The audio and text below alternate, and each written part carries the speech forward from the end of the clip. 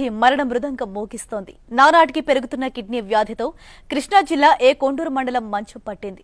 బాధితుల వేదనపై ఎన్టీవీ వరుస కథనాలతో జాతీయ ఎస్టీ కమిషన్ స్పందించింది. వ్యాధి నియంత్రణ చర్యలపై నివేదిక ఇవ్వాలని జిల్లా యంత్రాంగాన్ని ఆదేశించింది. కృష్ణా జిల్లాలో ఉద్దానం కంటే ఘోరమైన పరిస్థితి నెలకొంది. కిడ్నీ వ్యాధి తీవ్రతతో 100 మందికి పైగా మృత్యువాత పడ్డారు. సిపిఎం నిరంతరం తమ పక్షాన నిలవడం కొండంత ధైర్యాన్ని ఇస్తోందని బాధితులు సంతోషం వ్యక్తం చేస్తున్నారు. కిడ్నీ పేషెంట్ల వేదనపై ఎన్టీవీ ప్రసారం చేసిన వరుస కథనాలతో ప్రభుత్వ యంత్రాంగంలో కదలిక వచ్చింది. జాతీయ ఎస్టీ కమిషన్ సైతం సీరియస్ గా తీసుకుంది. పేషెంట్లకు అందిస్తున్న వైద్యం, వ్యాధి నియంత్రణ చర్యలపై సమగ్ర నివేదిక ఇవ్వాలని జిల్లా యంత్రాంగాన్ని ఆదేశించినట్టు తెలుస్తోంది.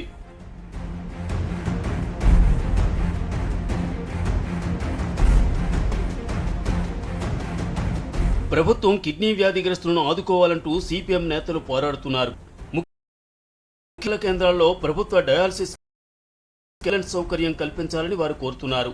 ప్రతి నెల 2,500 రూపాయలు పింఛన్తో క్రియాటిన్ 1.4 దాటిన వారందరికీ మందులు, పరీక్షలు, ప్రయాణ ఖర్చులకు 5,000 రూపాయలు ఇవ్వాలని కోరుతున్నారు.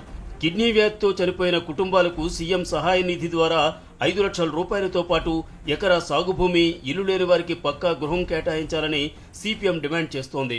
వీటి మీద ఒక స్క్రీనింగ్ టెస్ట్ చేసి అందరికీ కిడ్నీ బాధితులు ఉన్నారో ప్రాథమిక దశలో గుర్తించండి. ఈ పని చేయడానికి ప్రభుత్వానికి ఏమొచ్చింది? ఇది మంచినీటి వల్ల వస్తుంది. నేల టెస్టులు చేయించండి. ప్రతి గ్రామంలో ఉన్న బోర్వెల్లోనూ, ప్రతి గ్రామంలో ఉన్న